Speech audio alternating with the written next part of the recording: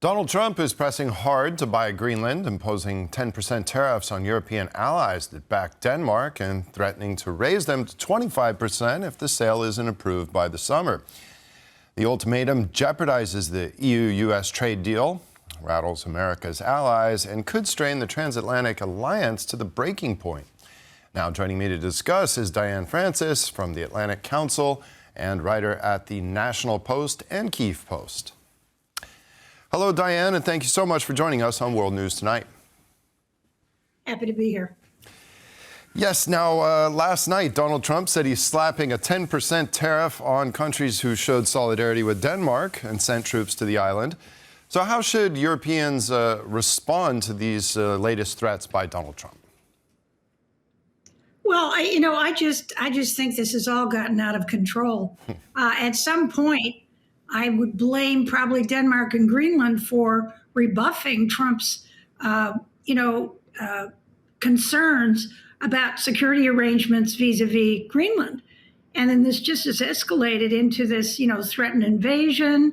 And now, the business with tariffs and Europeans sending troops to guard Greenland. I mean, the whole thing has just escalated out of control. And the point is that, Trump is not inaccurate. There is a security lapse or vacuum when it comes to the Arctic. And he wants to, as the protector of the free world, let's face it, he wants to have control over how that's protected.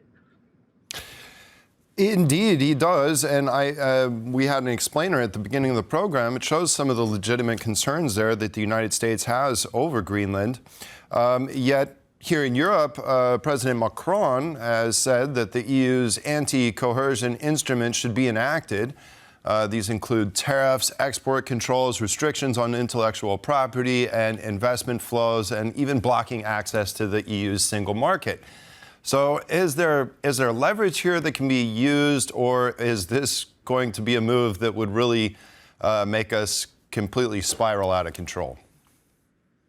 Well, I think it's ridiculous to do tough talk like that. We're talking about the elephant and the mouse. The United States is powerful. It's bigger than anybody. It's stronger than anybody. And he's not being unreasonable. It's not like he's not willing to spend money and to, assign security forces and budget toward the protection of the Arctic region, which is to the benefit of Greenland, Denmark, and all of Europe, as well as the United States. So I think a lot of posturing is going on. I think that's a real problem. And of course, you can't out-posture Donald Trump because he's got all the cards here. And so, I'm speaking from the point of view of being in Canada.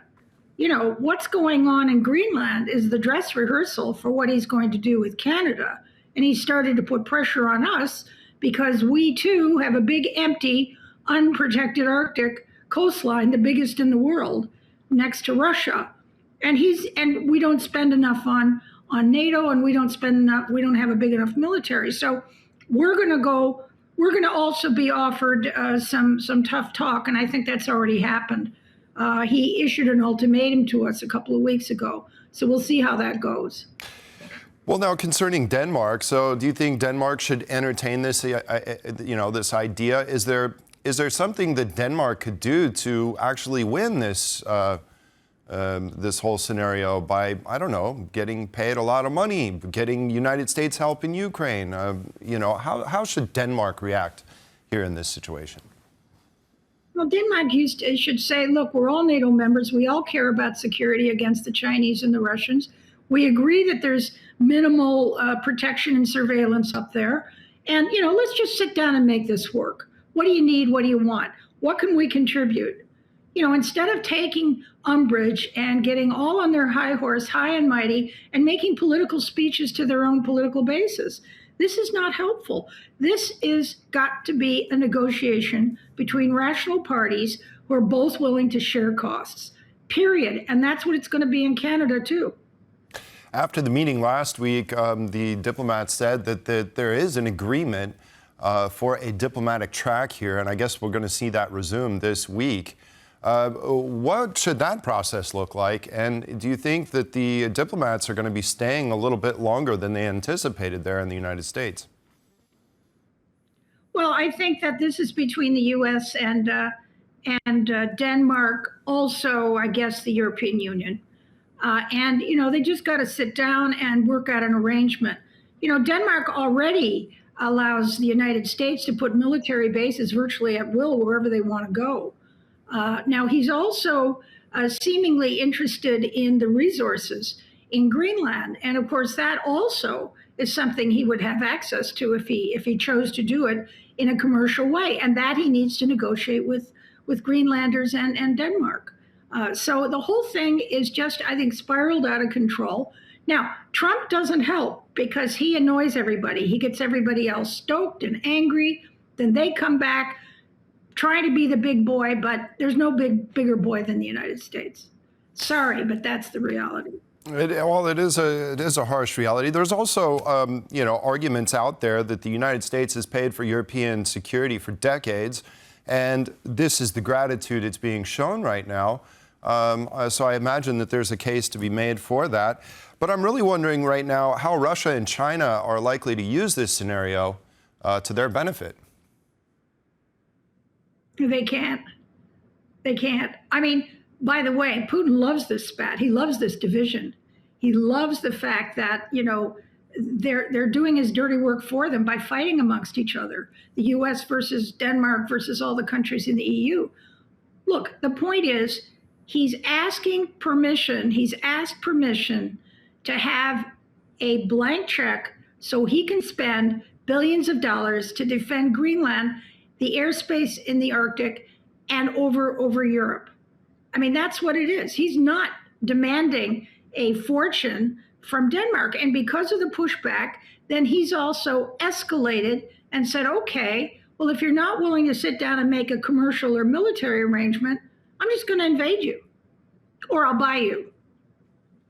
Yeah, it looks like buying right now, at least initially. But you never know which way this is going to head. Well, we saw this bipartisan group of senators meet with the Danish and Greenlandic officials.